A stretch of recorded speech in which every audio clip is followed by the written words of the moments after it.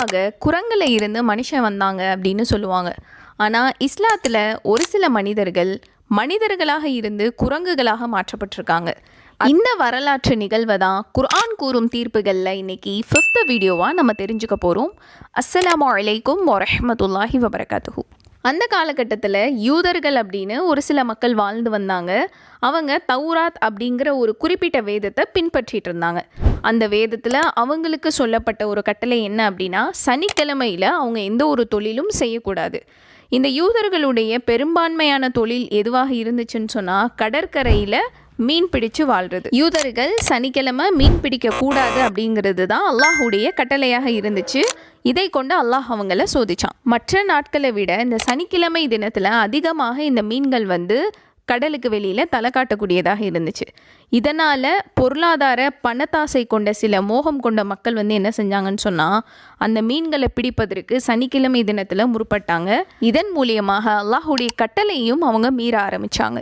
தந்திரமாக இந்த யூதர்கள் என்ன செய்கிறாங்க அப்படின்னா, வெள்ளிக்கிழமை இரவே வலை போட்டு அந்த வலையை ஞாயிற்றுக்கிழமை காலையில் இழுத்து அதன் மூலியமாக மீன் பிடிக்கிறாங்க. மேலும் அதன் பக்கத்திலேயே ஒரு வாய்க்காலை வெட்டி சனிக்கிழமை மீன்கள் ஒரு குழியில் விழுமாறும் அதை ஞாயிற்றுக்கிழமை அவங்களுடைய கைகளுக்கு வருமாறி அவங்க ஏற்பாடு செஞ்சு இறைவனுடைய கட்டளையை மீறுறாங்க.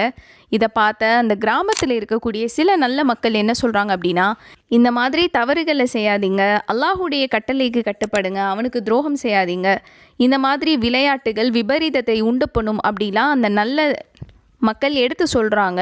ஆனால் அந்த யூதர்கள் அதையெல்லாம் கேட்குற மாதிரி இல்லை. அந்த ஊரில் இன்னொரு பிரிவினர் இருக்காங்க. அவங்க மீனும் பிடிக்கலை, ஆனால் அவங்க எந்த ஒரு தவறையும் தடுக்கவும் இல்லை. மேலும் இந்த தவறை தடுக்கக்கூடிய நல்ல மக்களை பார்த்து இந்த மக்கள் என்ன சொல்கிறாங்கன்னா, அவங்களெல்லாம் அப்படியே விட்டுருங்க, அவங்களெல்லாம் அல்லாஹ் தண்டிப்பான், இல்லாட்டினா அவங்கள அழிச்சிருவான், அல்லாஹ் சொல்லியே கேட்காதவங்க நீங்கள் சொன்னால் கேட்கவா போகிறாங்க அப்படின்னு தவறை தடுக்கக்கூடிய நல்ல மக்களையும் இந்த மக்கள் தடுக்கிறாங்க. அப்போ அந்த நல்ல மக்கள் சொல்கிறாங்க, 2 நோக்கங்களுக்காக தான் நம்ம இந்த தவறை தடுக்கிறோம். ஒன்று, தவறு நடக்கும்போது அது தடுக்காமல் இருப்பது முதல் தவறு. 2வது, நாளைக்கு நாமளும் அல்லாஹ் கிட்ட இருந்து தப்பிக்கணும் அப்படின்னா நிச்சயமாக இந்த தவறை தடுத்து தான் ஆகணும்.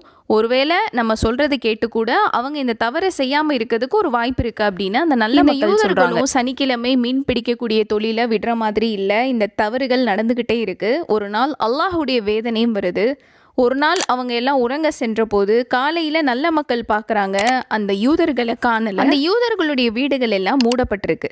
அதை எட்டி பார்த்த போது தான் தெரிஞ்சது அவங்க எல்லோரும் குரங்குகளாக மாற்றப்பட்டிருக்காங்க அப்படின்னு. அல்லாஹ் சுப்ஹானஹு வ தஆலாவுடைய கட்டளையை மீறினதுனால அவங்க என்ன நிலைமைக்கு ஆளாக்கப்பட்டாங்க அப்படின்ற இந்த நிகழ்வை திருக்குர்ஆன்ல 7வது அத்தியாயத்தில்